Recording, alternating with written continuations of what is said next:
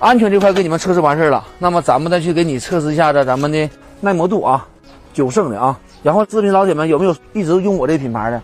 好的话帮我打个好字就行，或者扣个1啊。好东西必须要分享出去。角磨机片安装的时候呢，厂家一直都是建议咱们这个铁圈是对着角磨机的啊，这么上。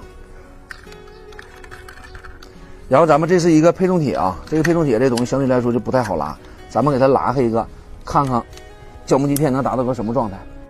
别单一这么拉啊，不暴力，咱们来个暴力测试。给它放在第一。我今天给你们弄一款既安全还耐磨的角磨机片，咱们可以测试一下啊。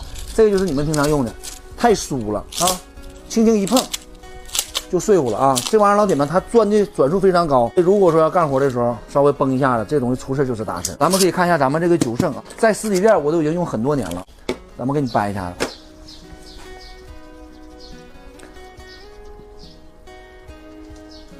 啊，掰到这个角度它还没碎，而且松开之后还能弹回来，这种安不安全？